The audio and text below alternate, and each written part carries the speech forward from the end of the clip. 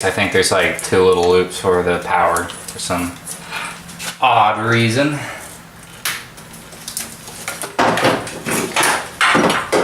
Alright, just push that aside. Just start breaking these loose.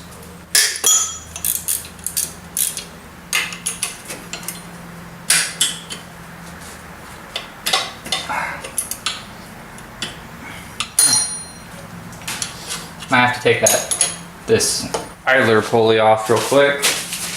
Pretty easy. Pretty sure that's a 14. It is. Make sure that's off.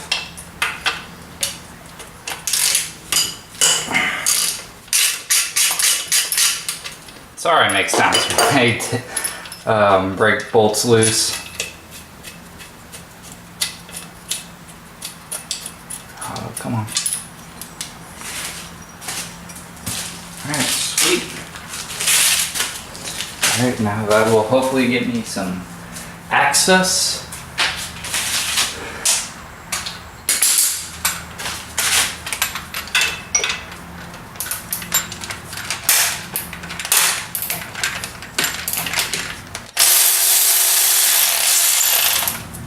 It's a little pin, well, this odd looking nut in the back. I also hope that helps hold it in place, so just make sure you don't lose that. Well, actually, we shouldn't even have to take it all the way out. Hang on a second.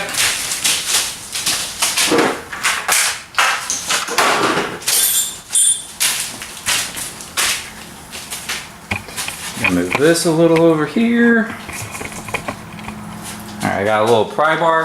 I don't even have to take it out completely. I forgot the back of the AC compressor is slotted a little bit. So I should be able to just shimmy it up sometimes.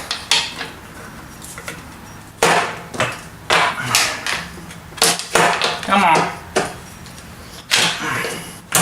Mama didn't raise no quitter. Alright, hang on a second, but you get the gist. Alright, I got the alternator off, and now I'm going to take the AC compressor off as well.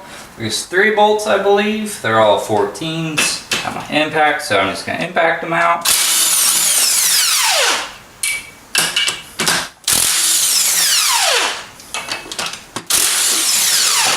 Whoop. Yep, just 3. Once those 3 come out, and if you have a working AC compressor, it's a little plug here, just unplug it, and there will be a little hose that goes to your condenser. And be careful, it's pressurized and it goes everywhere. So this is the people that have a non-pressure. Oh, that's where that wrench went. I've been looking for that. But just be careful. It's not toxic anymore, but I still wouldn't recommend breathing it in. Alright, so now I got that out. Gonna start taking the power steering pump out. I believe that's a 14 up here. And take this off. This is gonna leak a little bit, so try to like contain it. Well, I'm gonna try and contain it. You don't have to. It's your life. Do whatever you want. But there's 1, 2, 3, and then it's connected to the tensioner. It's actually probably easier to take the air intake manifold off first, so I'll probably start there first, just so I don't have to work as hard. I have to take the air intake manifold off anyways. Alright, we're going to start taking apart the throttle body. For the EZ30, there's this little rubber piece. Slides out. I'm pretty sure everything's a 12 or 14. And then after you take this off, there's a little throttle body cooler right here. You want to disconnect that. You want to disconnect your fuel rail. And there's, I believe, 8 bolts holding the air intake manifold on. And it should come off. There are some plugs underneath as well, So make sure that you disconnect those. And there's the 2 grounds, it's 14. And then there's the brake booster, take that off. Yeah, then that will fling off. And then you can take the power steering pump off. And then from there, I guess we could start taking the starter motor off. So this is after the air intake manifold is taken off, and then the 3 bolts holding the power steering pump are taken off. There is 2 plugs that you can take apart, or you could take apart the whole wiring assembly, which I should have done because it would have just gone with the whole air intake manifold. So just, if you take this plug off and you take the plug off the mass airflow sensor, well, it's not even a mass airflow sensor, I think it's something to help with the speed density. The plug that goes to the air box for the Ez30, and this will stay underneath the air intake manifold. So that's one thing. Sorry, I forgot it was so zoomed in. Alright, now for this. I already have the bolts that are underneath the engine mounts. There's just 2 bolts, and they're really close to the rack and pinion, so I have to take those off. This is for automatics only. We have a flex plate, and there are 4 bolts, and they're all 12s, I believe. It's 12. Yep, all 12s. So there's 4. They're spaced out evenly, and then you want something to spin the crank pulley, so you can get to each location of all 4 of those bolts. And be careful, they will drop in. Well, I mean, you're separating the transmission, the engine from the transmission, so why does it matter? Alright, once you get the flex bolt out, and I don't know if I said this last time, go clockwise by taking these bolts out. Never go counterclockwise. I've never tried it, but I wouldn't recommend it. But so there's, I want to say 10 to 14 of these bolts, and they're all 14 millimeter. And you know when you get the last one when it's a nut, but the tops are all bolts. And then there's I believe for the alternator there's a little well, there's 2 connectors. There's one that slides out, and then there's another one that's a bolt. I think that's a 12. Take that out. So I'm not even, you can't see what I'm pointing at. Keep on forgetting that you're not.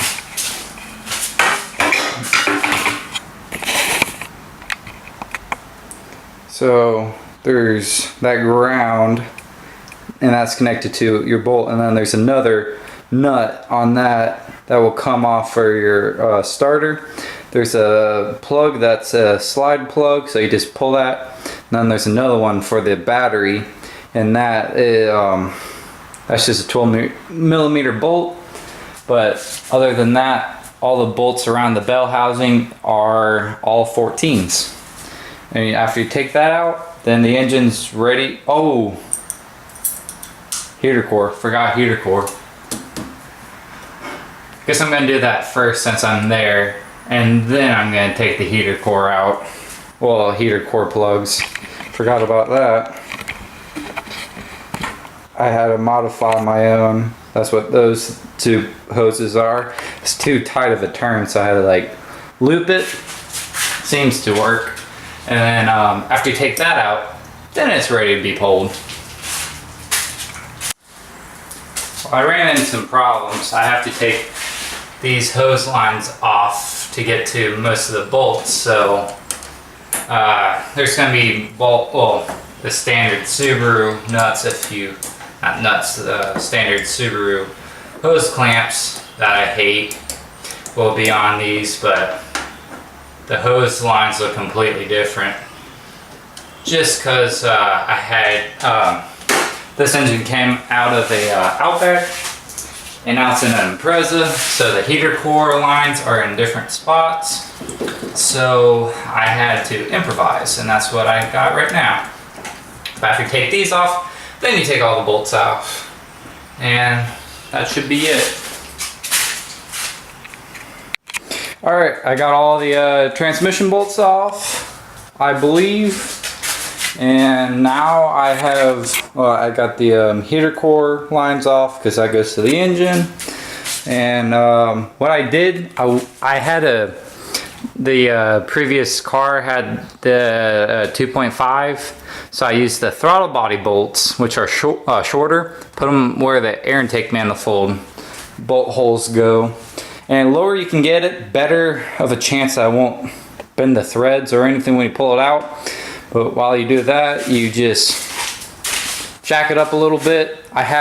Leave one bolt in until you have it pitched, I guess, where you can feel it lift a little bit, then undo it and just give it a little yank, because there's pins down below and you have to get them up from the holes and then yank them out. So you have to lift up a little bit, and then you can leave the transmission and the half shafts in. You don't need disconnecting of that, but don't go up too high or else you can damage the half shafts as well. But you do that and you can get this whole setup at Harbor Freight under like 120 bucks, I believe, with that also, which that's really, really important. I guess you don't need it, but it'd be extremely hard without it, especially with one person. But so yeah, and that should be it for engine pulling.